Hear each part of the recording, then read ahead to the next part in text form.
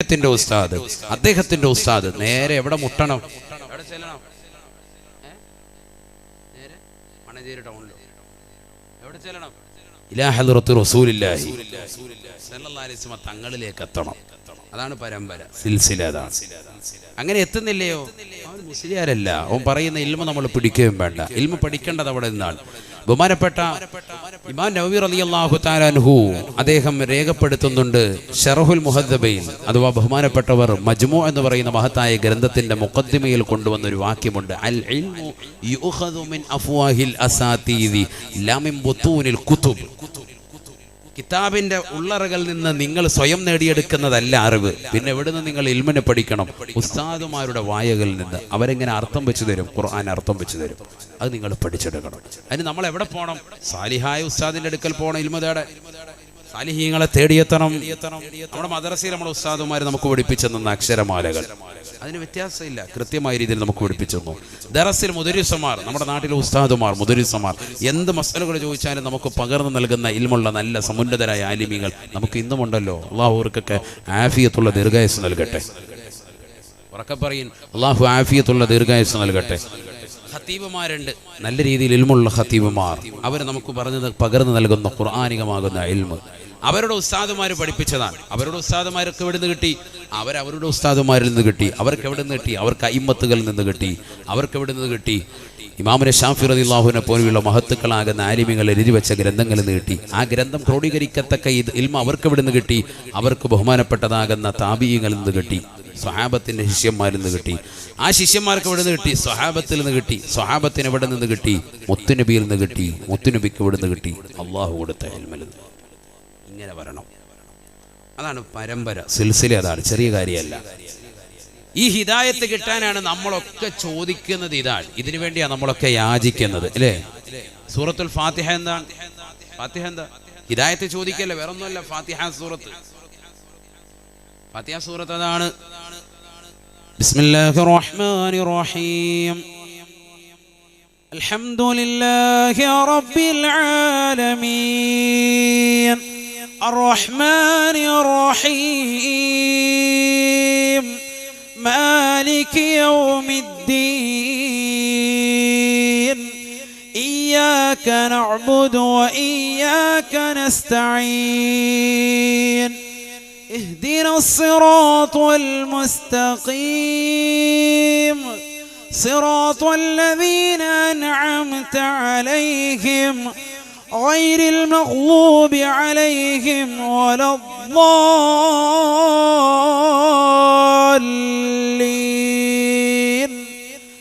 آمين. നമ്മൾ ഓതുന്ന ഫാത്തിഹ, ആ ഫാത്തിഹ സൂറത്തിൽ ഒരു ദുആ ഉണ്ട്. ഏതാണ് ആ ദുആ? ദുആ തുടങ്ങുന്നത് എവിടെയാണ്? എവിടെയാ? ഇഹ്ദിനസ് സിറാത്തൽ മുസ്തഖീം ഇഹ്ദിനസ് സിറാത്തൽ മുസ്തഖീം. നേരായ പാതയിലേക്ക് ഞങ്ങളെ നീ നയിക്കണേ അല്ലാഹ്, നീ ചേർക്കണേ അല്ലാഹ്. സുബ്ഹാനല്ലാഹ്. ഇതാണ് ദുആ.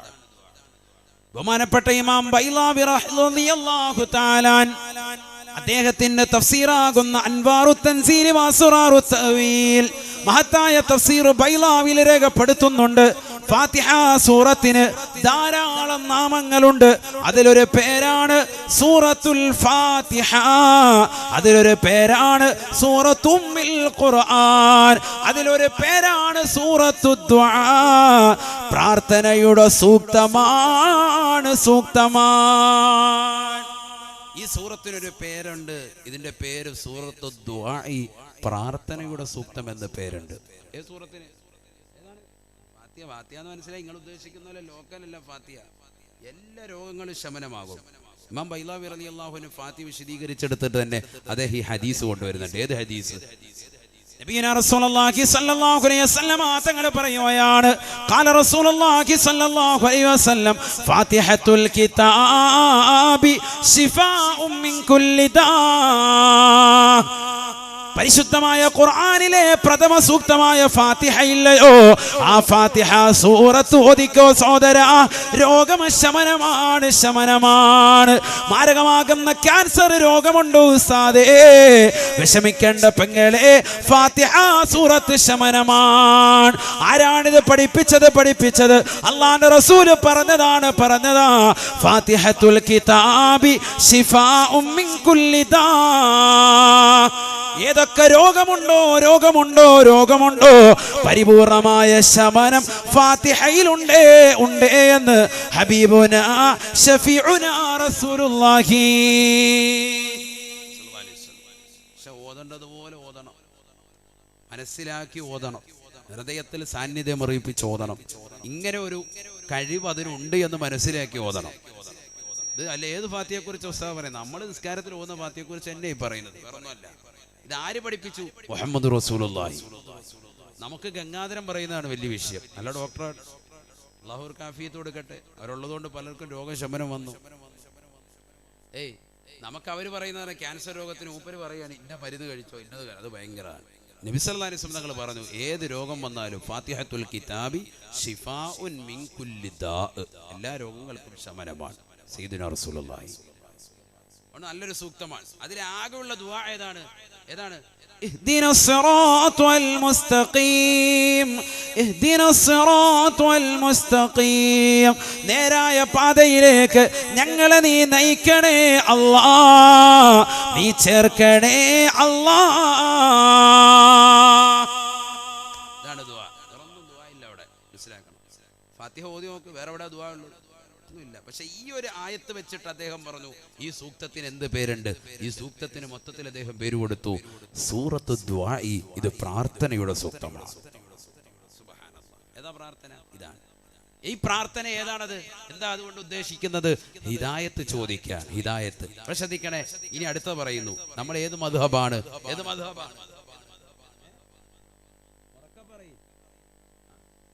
ഷാഫി മദ്ഹബാൻ അല്ലേ? ഇമാമുന ഷാഫി റളിയല്ലാഹു അൻഹു, അല്ലാഹു അവരുടെ ദറജ ഉയർത്തട്ടെ. എല്ലാ മദ്ഹബിന്റെ അയിമ്മത്തുകൾക്കും അല്ലാഹു അവരുടെ ദറജ ഉയർത്തി കൊടുക്കട്ടെ. ഉറക്കെ ആമീൻ പറയണം, അല്ലെ ഞാൻ വേഗം നിർത്തും. നിങ്ങൾക്കൊരു ആവേശമില്ലെങ്കിൽ പിന്നെ ഫായിദയില്ലല്ലോ. നാളെ മറ്റന്നാളും ഒക്കെ എനിക്ക് പ്രസംഗം ഉള്ളതാണ്, അതുകൊണ്ട് ഞാൻ കൂടുതൽ നീട്ടൂല, വേഗം നിർത്തും. അല്ലാഹു അവരുടെ ദറജ ഉയർത്തുമാറാവട്ടെ. ഇമാമുന ഷാഫി റളിയല്ലാഹു തആല നിസ്സാരക്കാരനല്ലല്ലോ. അവരുടെ മദ്ഹബിന്റെ അനുയായികളാകുന്ന നമ്മളോട് പ്രത്യേകമായി ഉലമാക്കൾ പറഞ്ഞു, മുത്തുനബി പഠിച്ച ഒരു ഹദീസാണ് നമുക്ക് ബലം. എന്താണത്? ഫാത്തിഹ സൂറത്ത് ഓതാത്തവന്റെ നമസ്കാരം അല്ലാഹു സ്വീകരിക്കില്ല എന്ന് പറഞ്ഞ നിസ്കാരം ഇല്ല. നിസ്കാരത്തിൽ എന്ത് വേണം? ഫാത്തിഹ നിർബന്ധമാണ്, എല്ലാ റക്അത്തുകളിലും വേണം. ഇവിടെ ശ്രദ്ധിക്കണേ, പെണ്ണുങ്ങളെ ശ്രദ്ധിക്കും, ഇവിടെ ശ്രദ്ധിക്കും. കൈ കെട്ടിയിട്ട് അതിന്റെ ഓത്തും കേട്ടോണ്ട് നിന്നാ പോരാ, പുരുഷന്മാർ ഇവിടെ ശ്രദ്ധിക്കണം. എന്താണ്? ഫാത്തിഹ ഓതണം. തറാവീഹ് നിസ്കരിക്കുകയാണെങ്കിൽ കൂടി നമ്മളെ തറാവീഹിന് അനന്തരം മുതലടിക്കുന്ന പള്ളി അത് നോക്കിയിട്ട് അങ്ങോട്ട് ഓടുക, ഓടിയേക്കുക, അവിടെ പോയി ഇരിക്കുന്നത്. എന്തു ആയിക്കോട്ടെ, നീ എങ്ങോട്ട് ഓടിയാലും ശരി ഫാത്തിഹ ഓതിയേ പറ്റുള്ളൂ. മനസ്സിലാകുന്നുണ്ടോ? അല്ലാതെ ഫാത്തിഹ മൂപ്പര് വഹിച്ചോളൂ എന്നല്ല. പക്ഷെ മസല നമ്മൾ അവിടെയും പഠിച്ചു വെച്ചിരിക്കുകയാണ്. ഏത് മസലയാണ്? ഓടി വന്ന് കൈകെട്ടു, അപ്പോഴത്തേക്ക് ഇമാം എവിടെ എത്തി? റുക്കൂയിലെത്തി.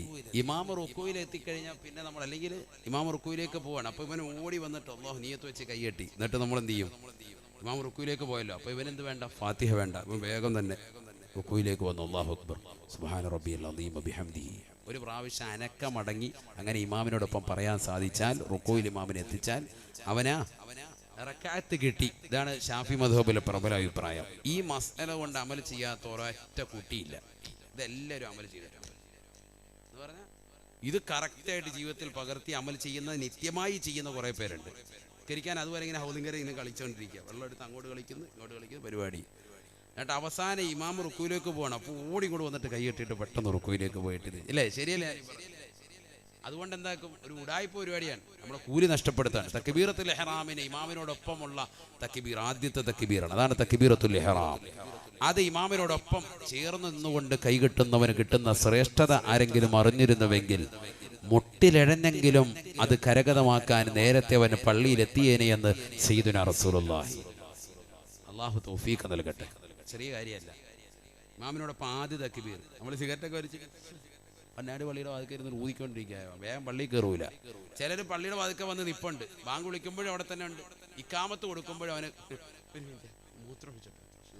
മൂത്രം ഒഴിക്കാൻ ഹേവാൻ കയറിയതാ, പിന്നെ ഇക്കാമത്ത് കൊടുത്ത് കാരം കഴിഞ്ഞ് സുബ്ഹാനല്ലാഹ് പറഞ്ഞാലേ ഉള്ളൂ ഇറങ്ങി വരുള്ളൂ. അങ്ങനത്തെ ചില ആളുകൾ. അള്ളാഹു നമ്മളെ കാക്കട്ടെ. അതിനൊന്നും വേണ്ട, വേഗം പള്ളിക്കകത്ത് കയറി 2 റക്അത്ത് നിസ്കരിക്കും. ഒരല്പം സമയം ഉണ്ടാവും. ബാങ്കിനും ഇക്കാമത്തിനും ഇടയിൽ നീ നിസ്കാരത്തെ പ്രതീക്ഷിക്കുമ്പോൾ നീ നിസ്കാരത്തിലാണ് എന്ന് സയ്യിദുനാ റസൂലുള്ളാഹി. നിസ്കാരത്തെ പ്രതീക്ഷിച്ചിരുന്നാൽ തന്നെ നിസ്കാരത്തിൽ ഇരിക്കുന്ന കൂലി ചെറിയ കാര്യമല്ല.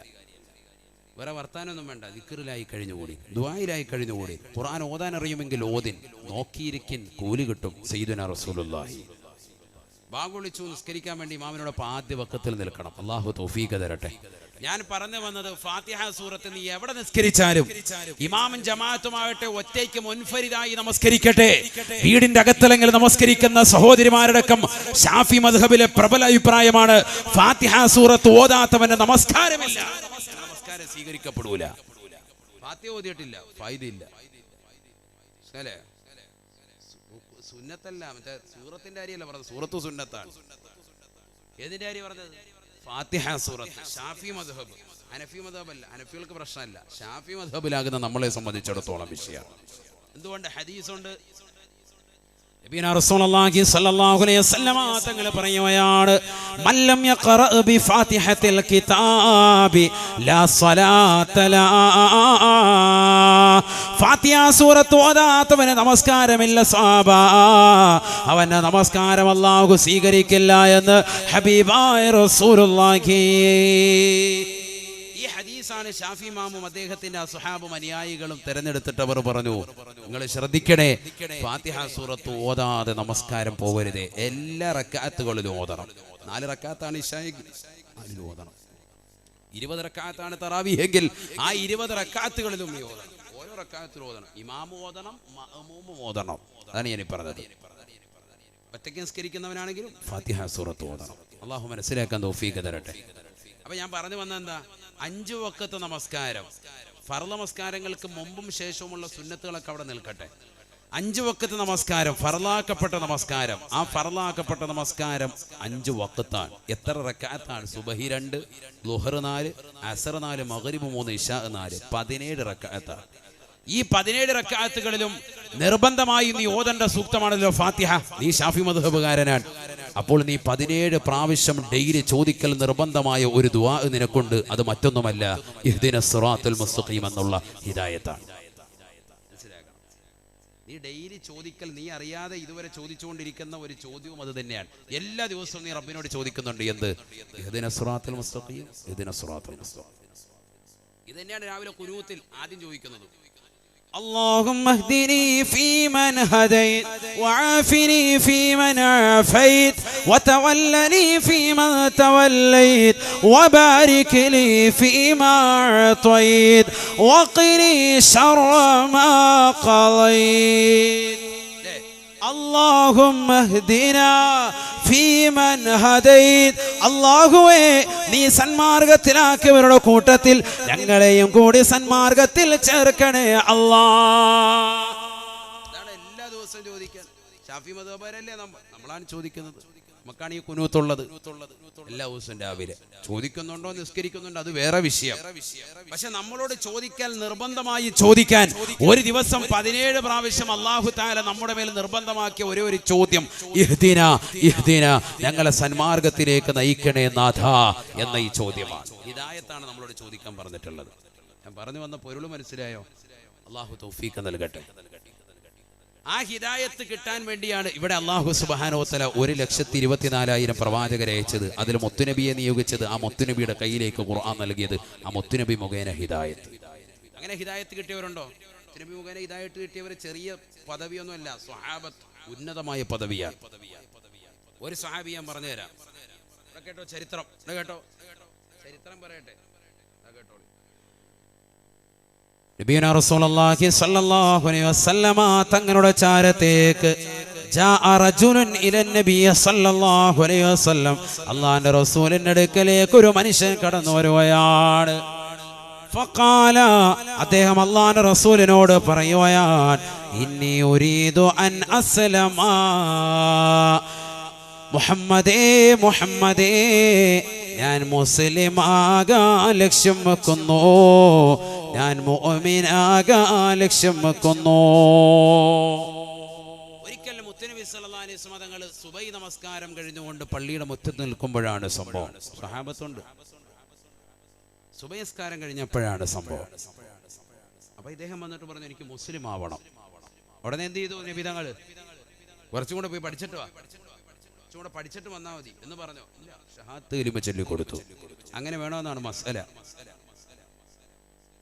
ഒരു മസല ഞാൻ പറയാം. അതിനിടയിൽ ഷാഫി മദ്ഹബ് പ്രകാരം നിങ്ങൾക്ക് ബുദ്ധിമുട്ടുണ്ടാവും. മസലയൊക്കെ പറയുന്നത് എന്തിനാണെന്നറിയാം? കുറച്ച് ബോധം വരും, കുറച്ച് ഉൾക്കാഴ്ച വരും. അതിനാണ് ഈ കുറച്ച് കാര്യങ്ങൾ പറയുന്നത്. ശ്രദ്ധിക്കണേ, ഷാഫി മദ്ഹബിൽ മൂത്രം ഒഴിച്ചതിന് ശേഷം പുരുഷന്മാരെ സംബന്ധിച്ചിടത്തോളം അവർക്ക് ഇസ്തിബ്റാ എന്ന് പറഞ്ഞൊരു പരിപാടിയുണ്ട്. അതെന്താ?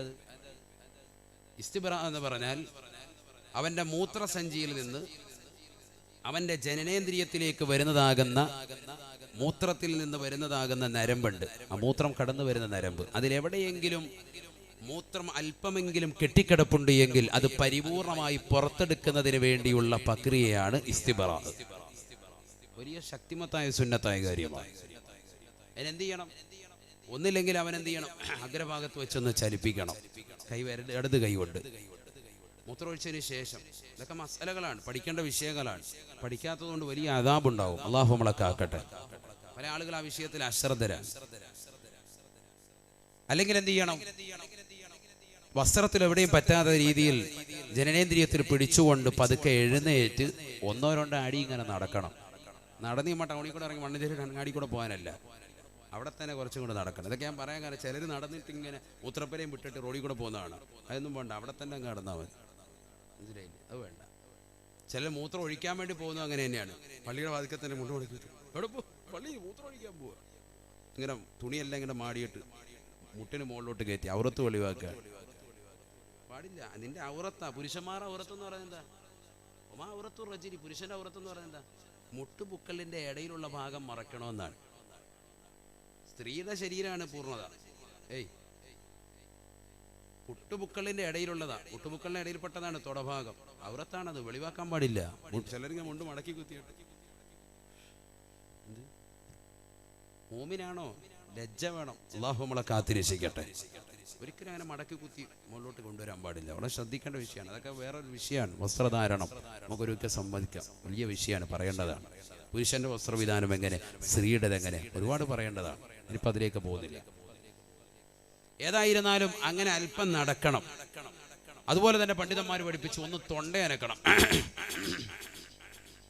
ഇങ്ങനെ തൊണ്ടയനക്കണം. വലിയ ഒച്ചയിട്ടൊന്നും വേണ്ട, ചെറിയൊരു ശബ്ദത്തിൽ തൊണ്ട. അപ്പൊ ഈ തൊണ്ടയനക്കലിലൂടെ, ഈ നടക്കലിലൂടെ ഒക്കെ എന്താകും? ആ കെട്ടിക്കിടക്കുന്ന മൂത്രം കൊണ്ട് പുറത്തു പോകും.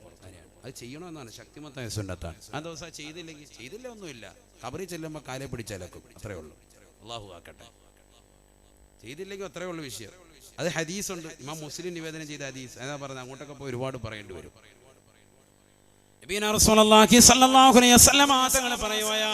അള്ളാന്റെ റസൂൽ ഇതാ ഒരിക്കൽ മദീന പള്ളിയുടെ ഖബർസ്ഥാനിൽ രണ്ടുപേരെ ശിക്ഷിക്കുന്നതായി കാണുകയാണ്. ഖബറിൽ ശിക്ഷ നൽകപ്പെടുന്നത് കാണുകയാ. അള്ളാന്റെ റസൂൽ പറയുകയാണ്, ഇന്നഹുമാ ലയുഅദ്ദബാനി ഫീ ഖുബൂരിഹിമാ. ഈ ഖബറിൽ കിടക്കുന്ന രണ്ടാളുകളും ഖബറിൽ ശിക്ഷിക്കപ്പെടുകയാണ്. സ്വഹാബ അമ്മാ അഹദുഹുമാ ഫലാ യസ്തതിറു മിനൽ ബൗൽ. അതിലൊന്നാമത്തെ ആളെ ശിക്ഷിക്കാനുള്ള കാരണം മൂത്രമൊഴിച്ചു കഴിഞ്ഞാൽ ശരിക്കും അത് പരിപൂർണമായി ശുദ്ധീകരിക്കാത്ത വ്യക്തിയാണ്, ചാടി എഴുന്നേറ്റ് പോകുന്ന വ്യക്തിയാണ്. അദ്ദേഹത്തിന്റെ വസ്ത്രത്തിലൂടെ ശരീരമാസകലം മലിനമാകുകയാ, നജസ് പറ്റുകയാണ്. പിന്നീട് അദ്ദേഹം നിസ്കരിച്ചു, ഫായിദയില്ല. അദ്ദേഹത്തെ ഖബറിൽ ശിക്ഷിക്കും സയ്യിദുനാ റസൂലുള്ളാഹി. ഖബറിൽ ശിക്ഷിക്കപ്പെട്ടുകൊണ്ടിരിക്കുകയാണ്. ഖബറിൽ കാണിച്ചുകൊണ്ട് നബി തങ്ങൾ പറയാണ്. വളരെ ശ്രദ്ധിക്കണം. ഇന്ന് കമ്മിറ്റി ഭാരവാഹികൾ അവരോടൊക്കെ ഒരു ഉപദേശം കൊടുക്കാനുണ്ട്. എന്താണത്? എല്ലാ മഹല്ലിലും ശ്രദ്ധിക്കേണ്ട ഒരു വിഷയമാണ്. നിന്ന് മൂത്രമൊഴിക്കുന്നവർക്ക് പ്രത്യേകം സജ്ജീകരിക്കാൻ, അവർക്ക് വേണ്ടി പ്രത്യേകം നിന്ന് ഒഴിച്ചോട്ട് പോയിക്കോ, പമ്പ് ചെയ്ത് റാഹത്തായിട്ട് പോയിക്കോ. ഒരിക്കലും പാടില്ല. നമ്മളതെന്താണ് കാലിനൊപ്പിച്ച് എന്താണ് അല്ല കാലും ചെരുപ്പിനൊപ്പിച്ച് കാല് മുറിക്കുക, അങ്ങനത്തെ സമ്പ്രദായമാണത്. കാരണം ഇസ്ലാമിൻ്റെ ആദർശം നമ്മൾ വളച്ചൊടിക്കുക. ഇരുന്ന് മൂത്രമൊഴിക്കാത്തതിൻ്റെ വിഷയങ്ങൾ എന്തൊക്കെ രോഗങ്ങൾ വരുന്നുണ്ട്, മാരകമായ രോഗം. ഇന്ന് ഡോക്ടർമാരടക്കം അവർ പറയുകയാണ് ഇടതുപക്ഷം തിരിഞ്ഞിരിക്കും, ഉള്ള പഴയ ക്ലോസിൽ തന്നെ തിരഞ്ഞെടുക്കും. യൂറോപ്പിൽ ഇരുന്ന് കഴിഞ്ഞാൽ ഒരുപാട് കെട്ടിക്കിടക്കും, വിഷയങ്ങൾ ഒരുപാടുണ്ടാവും. പിന്നീട് മലം സംബന്ധമായ വിഷയം. ഒരു മനുഷ്യന് ഏറ്റവും കൂടുതൽ അസുഖങ്ങൾ ഉണ്ടാകുന്ന അവനെ വയറിനെ ചുറ്റിപ്പറ്റി ഉദര സംബന്ധമായ അസുഖമാണ്. അവന് ഷുഗറും കൊളസ്ട്രോളും പ്രഷറും ഒക്കെ ഉണ്ടാക്കുന്ന എല്ലാ സംഭവവും. ശരിക്കും ശോധന ഉണ്ടായാലും ഇതൊന്നും വിഷയമല്ല. അതിന് റസൂലുള്ളാഹി പഠിപ്പിച്ചു, നിങ്ങൾ തലമറയ്ക്കിൻ. ഇപ്പൊ ശാസ്ത്രം പറയുന്നു തലമറയ്ക്കാത്തത് കൊണ്ടാണ് പലരുടെയും തലമുടികൾ നരയ്ക്കുന്നത്. ചെറുപ്പക്കാരുടെയൊക്കെ തലമുടി നരയ്ക്കുക. വിസർജന കാലക്കൂട്ടി പറഞ്ഞു, തലമറച്ചിട്ട് നിങ്ങൾ മലമൂത്ര വിസർജനം നടത്തി. തലമറയ്ക്കണം പുരുഷന്മാരടക്കം. ഇത് തുണിയും തോരയൊന്നുമില്ല, റാഹത്തായിട്ട് അകത്തോട്ട് കയറി പോവുക. എന്താ പരിപാടി? തലമറയ്ക്കൻ പ്രവാചകന്റെ ചര്യയാണ്. തലമുടി നരയ്ക്കും വേഗം. സുബ്ഹാനല്ലാഹ്. എന്താ ബന്ധം? ടോയ്ലറ്റിൽ ഇരിക്കുന്നവന് തലമറയ്ക്കുന്നതുമായിട്ട് എന്താ യുക്തി? നബിതങ്ങൾ പഠിപ്പിച്ചു സുന്നത്താണ് മറയ്ക്കൻ. ഔറത്ത് നിങ്ങൾ വെളിവാക്കരുത്, ഇരിക്കുന്നതിനനുസൃതമായ അല്പാൽപ്പം ഉയർത്തിക്കൊണ്ടുവരീൻ. ഇത് മൊത്തം ഒഴിച്ചിട്ടിട്ട് ഒന്നുമല്ല, അങ്ങനെ പാടില്ല.